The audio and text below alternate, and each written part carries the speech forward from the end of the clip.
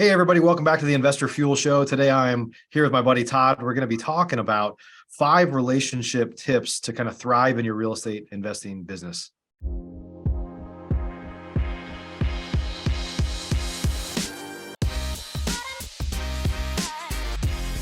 Professional real estate investors know that it's not really about the real estate. In fact, real estate is just a vehicle to freedom. A group of over 100 of the nation's leading real estate investors from across the country meet several times a year at the Investor Fuel Real Estate Mastermind to share ideas on how to strengthen each other's businesses, but also to come together as friends and build more fulfilling lives for all of those around us. On today's show, we're going to continue our conversation of fueling our businesses and fueling our lives. I'm glad you're here.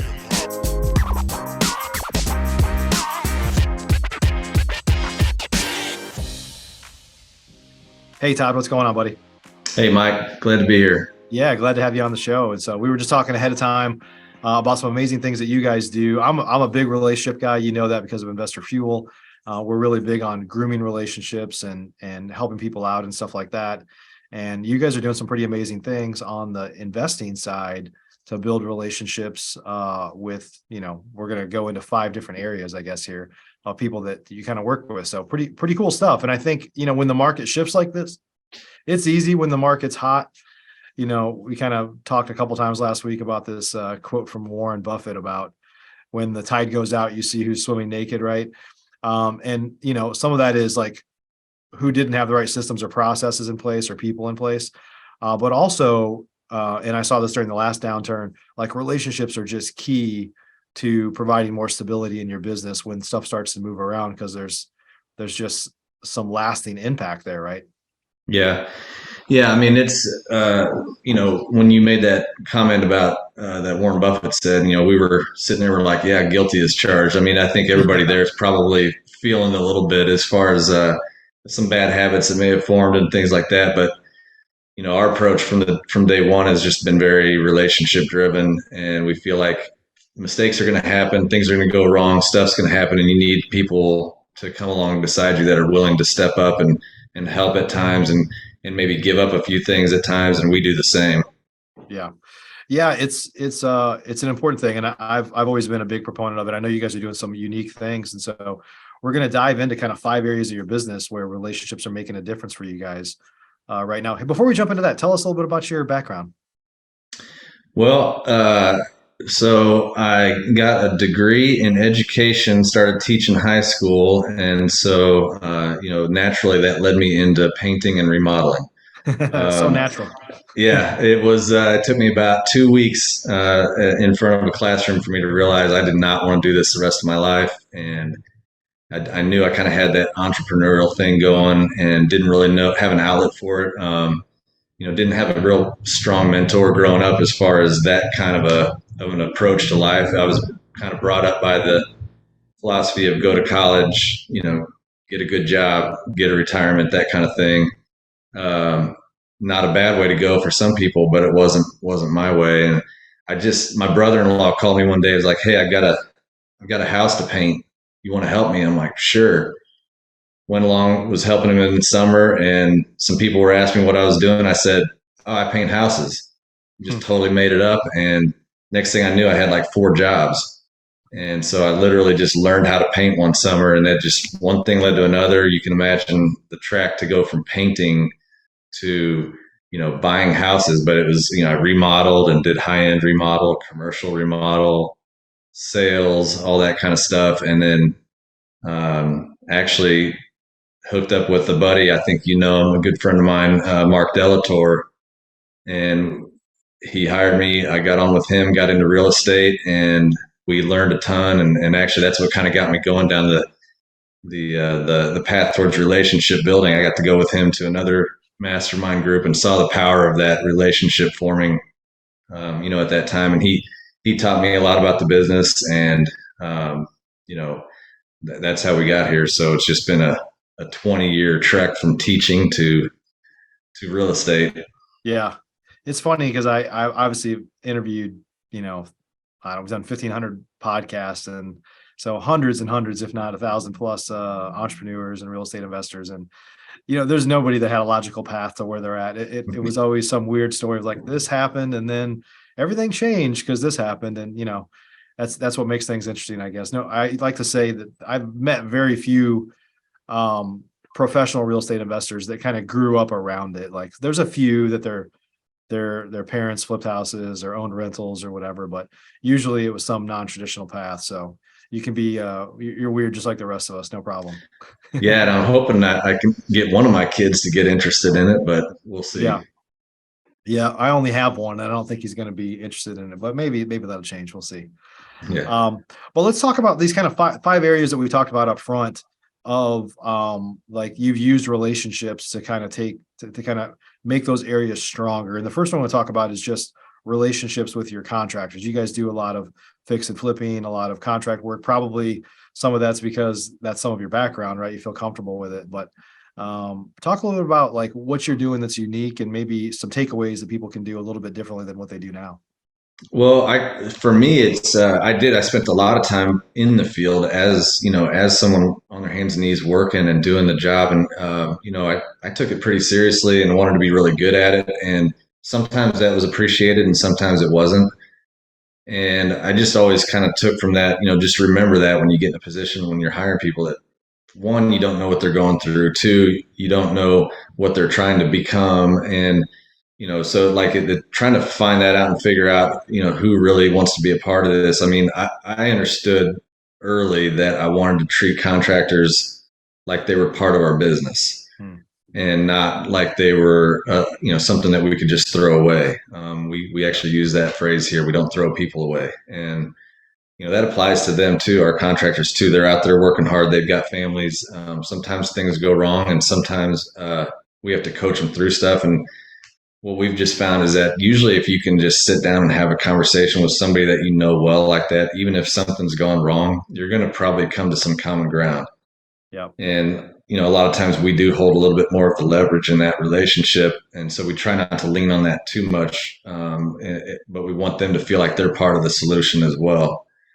And so we've grown a team. I think now we've gone through some things with some guys, and it's been tough. And there've been some conversations that were not fun. And but at the end of it, we shook hands and moved forward, and are still doing business. And so we think that's kind of a critical thing because hiring is expensive, and testing contractors is painful and management heavy. And so we would rather have guys that know what to do. They can show up. We don't have to babysit them, and we can talk through things, and they work in our system. Yeah. Yeah. I that's awesome. I think I have a guy that's in investor field, Kevin, has rehabbed hundreds of houses for me, and it went from early on like I need to squeeze everything I can out of this guy because that's what you do, right? To like one of my very best friends in the world, and just implicit trust with like everything in our lives. Like I would trust him with anything. And it took a long time to get there, right? And Yeah. it took for me probably some just personal and business maturity of like, if you're fighting through every single issue, like what does that say about you if you have to do that, right? Right. And I think ultimately when you have good relationships like that with your contractors, if they're coming in high on something, you can have those conversations, be like, look, man, it's not you. It's like, what can we do differently? And they'll start to tell you like, hey, well, if I don't think you even need to replace this thing, or why are you tearing down that half wall? Like you could just do this instead, or whatever Mm-hmm. it is. And because they want to make it work too. And at the end of the day, what they want is a consistent long-term relationship, just like you do. Right. Right. Yeah. Yeah, I think that, getting their input early, I think, again, it goes into just making them feel like they're part of the process and that they can speak up. And, rather than, from our end, rather than feeling like they're challenging us, it's like, no, that's real feedback. That's something that we need to hear. And I'm okay being challenged. It's not a problem. But, over time, they do grow into that role and they learn, what to expect. They can anticipate what we're going to do, and it just makes everything a lot smoother. Yeah.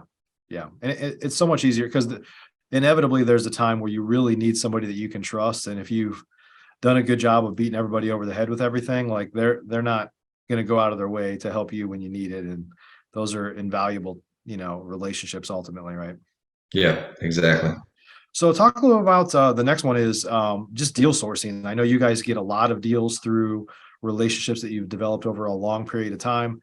And I think everybody has deals kind of so-called fall in their lap here and there, right? Mhm. But there's some that have way more of that, and it's clearly not luck. It's something that you guys have built over a long period of time. So talk about kind of your relationships with folks that bring you deals. Yeah, well, I mean, we in 22 months we've signed about 80 contracts, and I think it's about 65 of those, 60 to 65 of those came directly through one of our partners who is just a relationship builder, and he goes out and finds deals. I think maybe 10, 15, maybe 18 of those deals were sort of those organic or came in from some marketing source where we were paying to get leads. The rest of those literally came from our relationships with a small group of wholesalers locally that they've been working together independently, but working together for decades now. Hmm. And so whenever their deal flow starts to tick up, we're in that circle of people that gets the first call to take a look at stuff. And that's reciprocated whenever we get something that we want to wholesale or move fast. Our guy Josh Aquino, he's our partner.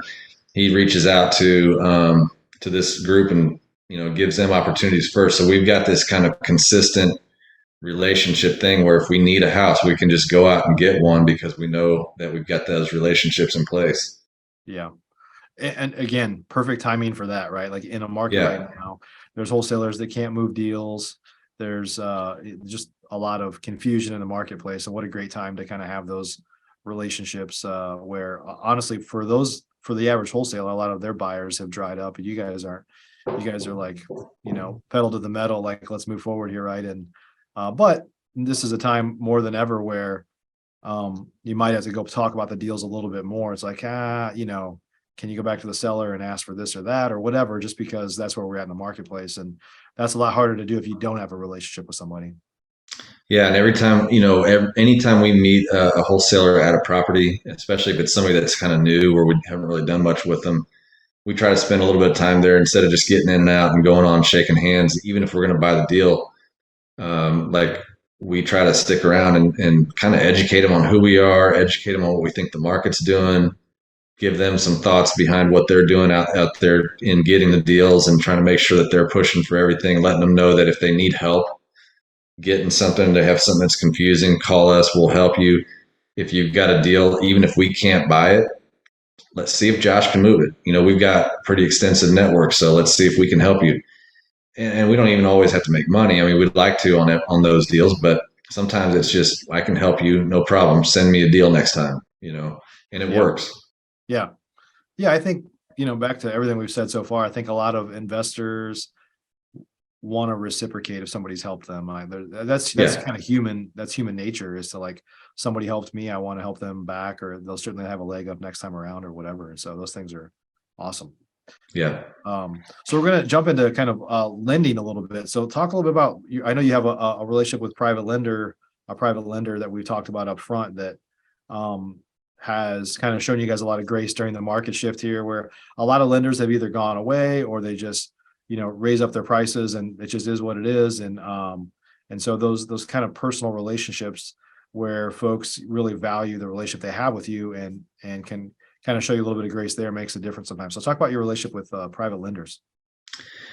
We have one in particular. We do deals with others, but one guy primarily that does most of our lending, and we've become good friends. We meet almost once a week for lunch. We talk about the market. We do those kinds of activities together, and he's basically bought into our business in the same way that our contractors have. I mean, he understands the volume that we're bringing to him. He does see us as a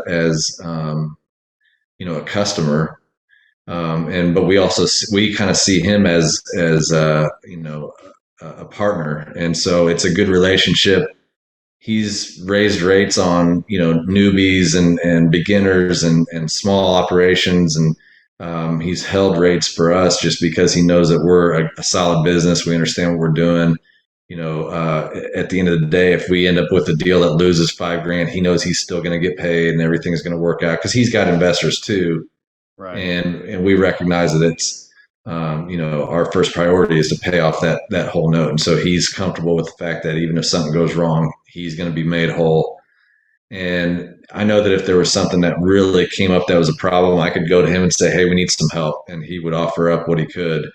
Yeah. And so far we haven't had to do that, but that knowing that that's there and that he's that type of guy, we continue to send deals that way, even when there is possibility for maybe cheaper money somewhere else. We just know that that's somebody we want to work with. Yeah. That's awesome. And, I don't know if you remember last week at Investor Fuel, Tim Harridge was talking about the last downturn. And I remember 2000, 8, 9-ish, like there's a lot of lenders that just went away and just money wasn't even available. Like it was very rare. And lenders today have just adjusted and changed their rates, but certainly most of the major lenders are still lending, and most private lenders still have money to lend. And so I think those relationships, people that are willing to look out for you for one, and two, just the confidence of being able to, evaluate deals, make an offer, and know that you've got somebody behind you to back those is more critical than ever right now. I think it's a different market than it was back then. But I think those relationships are key. And even from the lender standpoint, like if folks that aren't lenders should know that it's a very transactional business, or it can be. And I'm sure that from his point of view, he respects that relationship, because he'd rather do 10 loans with you than go find 10 new people to do one loan through that are kind of unknown quantities, right? Yeah, I'm sure that there's some value that we're bringing to him too. But yeah, it's um, especially with the way the market moved here recently. I mean, having a bunch of loans out with a bunch of new people that didn't know what they were doing, with some of the reductions in prices. I mean, there might have been some people who defaulted. That's something that doesn't happen as easily for a bigger operation where we've got, our cash flow is okay, and we're Right. doing good across the board. Any tips on like how to build those relationships if folks like don't have private lenders right now, or they have some but they still feel very transactional? Like what are some things that people can do to build up a more trusting relationship that really is a relationship, and not just like seen as a vendor client type thing? Well, I do think spending time with them, and like letting them see, our guy, he'll come into our office, so he gets to come and see the people on our team. He gets to see the operation. He understands that we're not fly by night. I mean, I know that's not easy for like a small beginner or somebody who's working out of their home or whatever, but don't be afraid to set meetings every couple of weeks and just talk about market conditions, talk about upcoming opportunities, talk about potential closing dates. Keep that person in the loop on everything that you're thinking, everything that you're working on. Talk about your concerns, things you're afraid of in the market, whatever's happening. I think that person, just knowing that you're thinking of them and help using them to help get through tough times or whatever, I think that'll put some comfort in their mind as far as who they're working with. Yeah.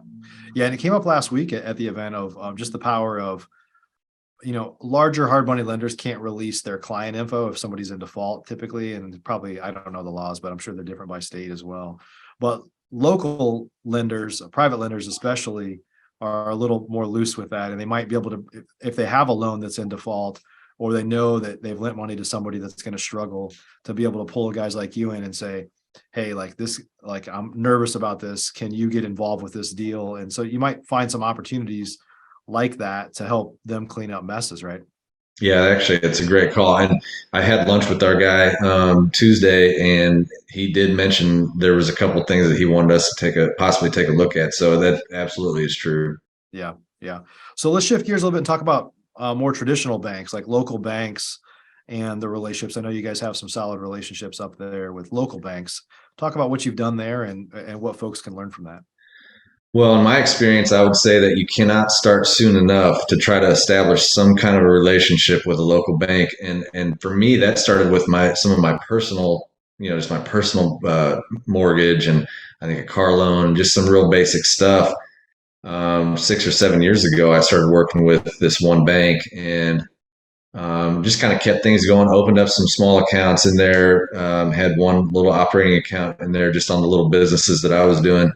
And so when we formed this company 2 years ago, rather than them requiring us to have to go through some long seasoning process or whatever, they were already comfortable enough with me that they were willing to lend our company money to do deals because they knew my background in the business. They knew where I'd worked before. They were familiar with that company. And so having that relationship in place has allowed us to get some much cheaper bank money on about 10% of our deals, just because of who we are, not because of the strength of the company, because we were brand new and still able to get 75% of ARV financing from a bank at at the time it was like 5%. Now I think it's a little bit higher, but Yeah. the points were cheap. Everything was much cheaper. We just had to have a little bit more time on the closing cycle on the front end. But having that relationship build up over 4 or 5 years leading up to the formation of our company was a huge deal. Yeah.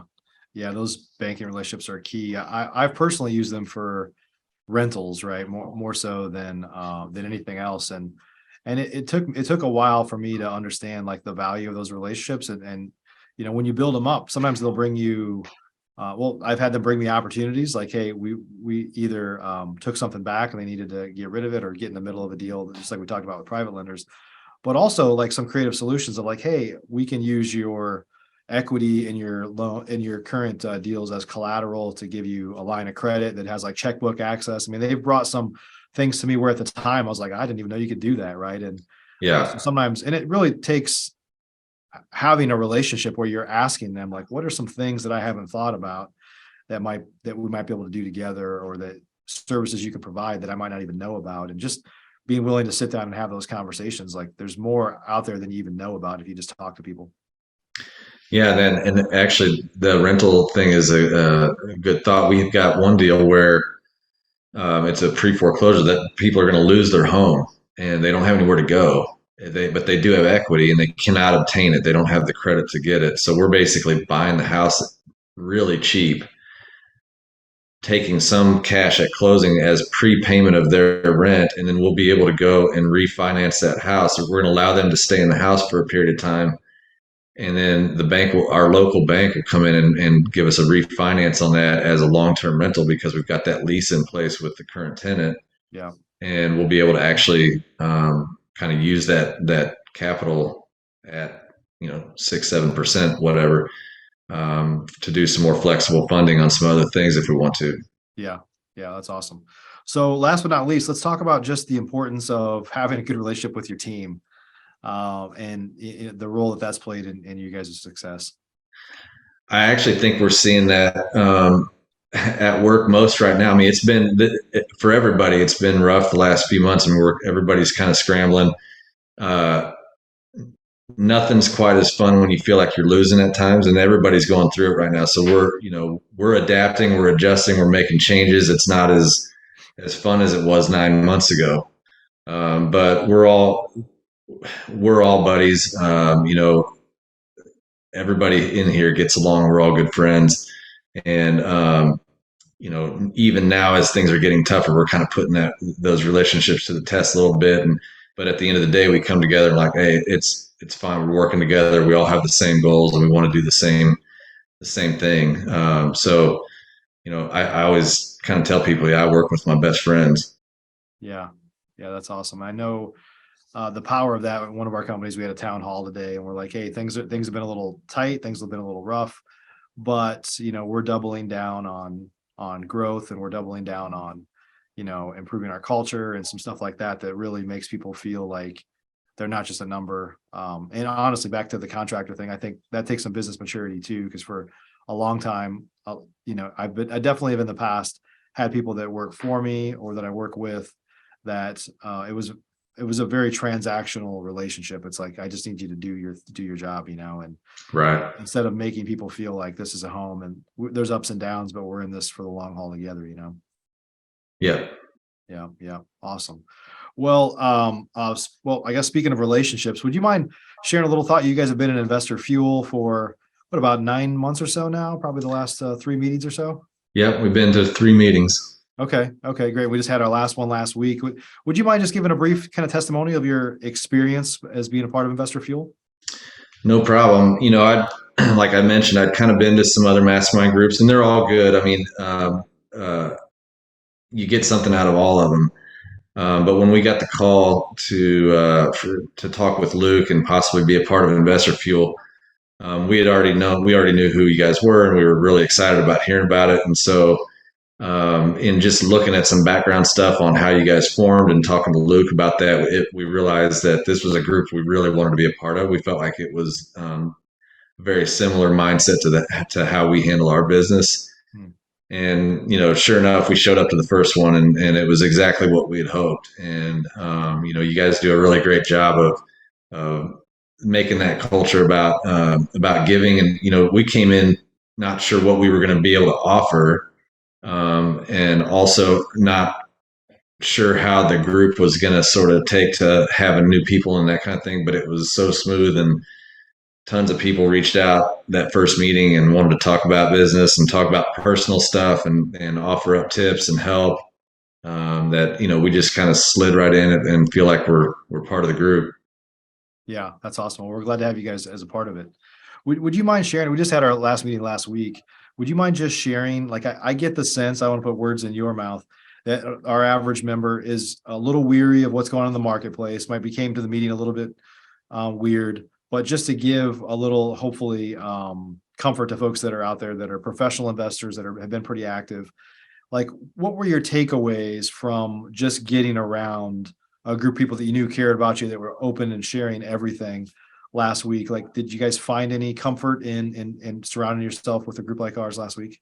Yeah, absolutely. We came into it a little apprehensive because we felt, we're feeling some of that failure on our end just because we're kind of cleaning up the messes of the first quarter. Really, we pivoted actually because of our meeting with Investor Fuel and hearing sort of the group consensus on what was coming. We started pivoting and changing the way that we bought, but we're not quite seeing the results of that, the fruit of that yet. And so it just feels like we're kind of paying for some bad habits and some things that we had maybe gotten too aggressive on in first quarter. And we showed up to the meeting, and like everybody was saying the same thing, which was kind of reassuring. Like, okay, we're not really failing at this. This is just the painful adjustment to a new market, and everybody's going through it. And we've made we've adjusted to move forward, and we just need to plow ahead and put our head down and keep going and come back next quarter with a report of some things that are going better. And I think everybody left there feeling the same way. Yeah.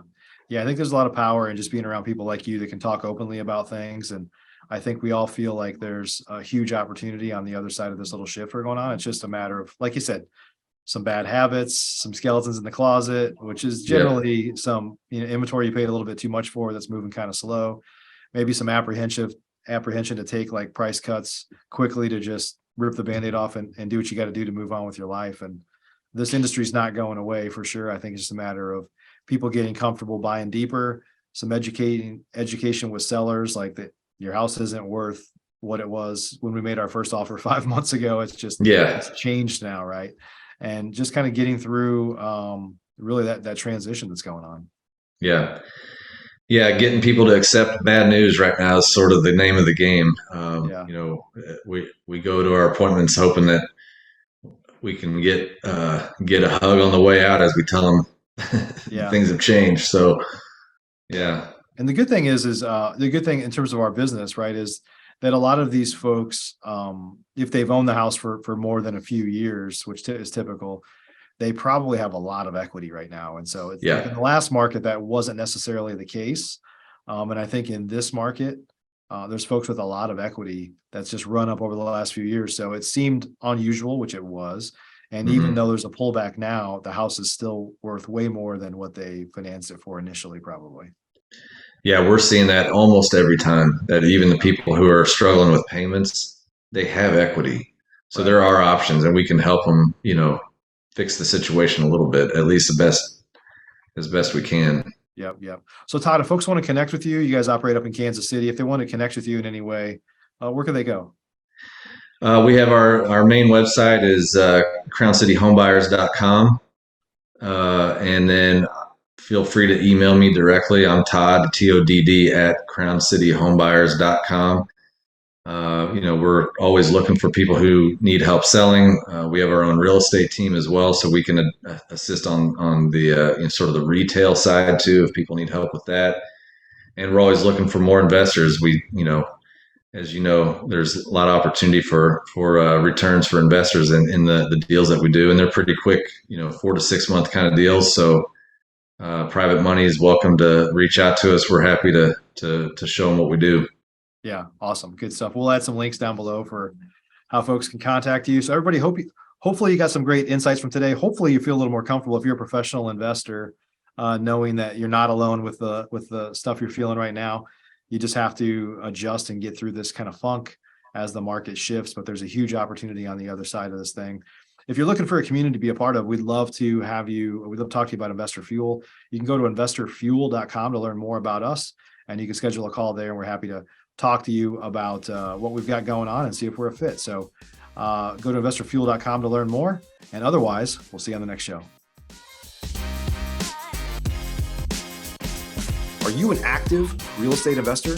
If so, and you want to latch on to the power of surrounding yourself with over 100 of the nation's leading real estate investors, all committed to building stronger businesses and living richer, fuller lives, you should jump on a call with us to learn more about Investor Fuel. Simply visit investorfuel.com to get started.